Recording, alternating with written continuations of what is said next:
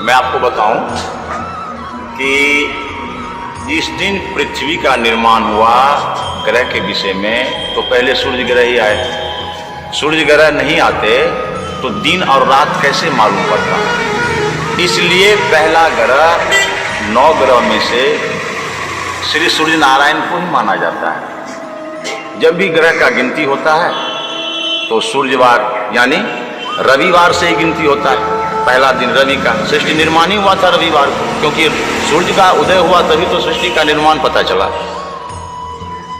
तो पहला ग्रह रवि, दूसरा सोम यानी चंद्रमा, और तीसरा मंगल। मैंने आपको रेखा के विषय में बताया ना कि मस्तक में पहले के वो महात्मा योगी भिखारी भिक्षा मांगने वाले आंगन में जाते और कह देते कि मैया तेरा बच्चा ऐसा भाग्यशाली है, तेरा बच्चा वो प्रिंसिपल बनेगा, आईपीएस बनेगा, आईएएस बनेगा। वो क्यों बोल देते थे? अरे खाते तो हैं भिक्षा मांग के, पर बोल देते हैं कि चलो तेरा बच्चा आईपीएस आईएएस बनेगा। और कितनी माताएं ऐसी हैं जो बोलती हैं कि फलाना भिखमंगा आया था ना, अरे बोला था मेरा बच्चा को इंजीनियर हो जाएगा, तो मेरा बच्चा हो गया। ऐसा होता आपने सुना होगा। क्यों? वो मस्तक रेखा को देख लेते थे कि इसके मस्तक में कितने रेखा हैं।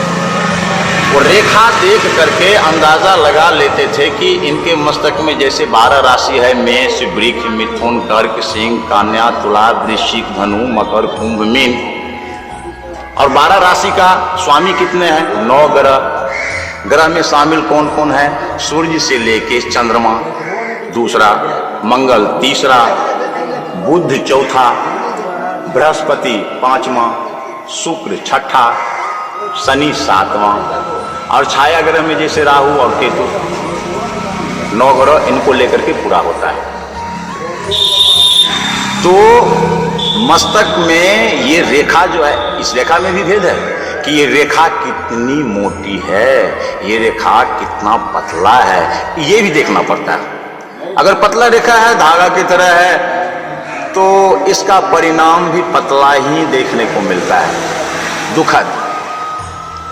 अगर मस्तक रेखा गाढ़ा हो, मोटा हो, तो उसका अच्छा परिणाम देखने को मिलता है। और जितना ही रेखा होगा, जैसे 7 ग्रह रवि सोम मंगल बुध बृहस्पति शुक्र और शनि 7 ग्रह, जैसे मस्तक में एक रेखा है, इसका मतलब रवि का छाया, सूर्य का छाया, एक रेखा का मतलब। दूसरा रेखा है तो सोम, तीसरा है तो भौम यानी मंगल, चौथा है बुध, 5वां है तो गुरु यानी बृहस्पति, 6ठा है तो शुक्र, और 7वां है तो शनि। इस रेखा को देखने के बाद पता चल जाता है कि ये आदमी कौन से लग्न में जन्म लिया है, इसका राशि कौन सा है, इस राशि का स्वामी कौन सा है, और इसका जीवन या जिंदगी कैसे चलेगा, वो इस ग्रह से अंदाजा लगा लेते हैं, इस मस्तक के रेखा से पता लगा लेते हैं। अब बहुत आदमी बोलता है कि पंडित जी देखिए मेरे मस्तक में इतना रेखा, तो आप तो कभी बोला नहीं। अरे भाई हम कैसे बोलेगा आपको? आपने कभी हमसे पूछा नहीं।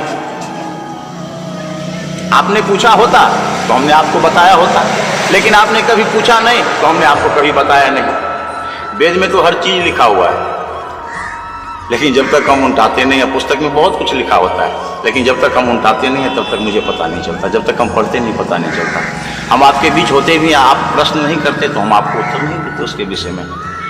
आप कभी पूछा होता तो हम आपको बताए होते कि चलो ये रेखाएं बोलती है, यानी सितारे बोलते हैं। विश्वासे फलदायकम। हाँ, आपको इसके लिए विश्वास का जड़ भी मजबूत रखना पड़ेगा। ऐसा नहीं कि छोटा सा बारिश हुआ और पेड़ भास गया, ऐसा नहीं। विश्वास का जड़ तो बिल्कुल मजबूत रखना पड़ेगा। विश्वास से फलदायकम, इसलिए बोलते हैं कि मस्तक रेखा देखने के बाद सब कुछ पता चल जाता है। सही हो, सही से बोले तो सितारे हम बोलते हैं। वैसे ग्रह तो है, सब कुछ सृष्टि में है, लेकिन मनुष्य जीव के लिए सबसे सुगम और सबसे सुलभ यह है कि परमात्मा का भजन करना चाहिए, परमात्मा पर में विश्वास करना चाहिए। क्यों? तो कई कवि भी लिखे हैं, रहीमन साहब कवि साहब ने लिखा है, रही मन निज मन की व्यथा, मन ही राखो गोय, असुन इठ लई हैं लोग सब, अब बाट न लई हैं कोई। बांटने वाला तो कोई होता नहीं है। इसलिए समय को देखता जाना चाहिए और परमात्मा का भक्ति करते रहना चाहिए। बस सबसे सुगम मार्ग मेरे समझ में तो यही है, परमात्मा का भक्ति। जय श्री राम, जय सीताराम।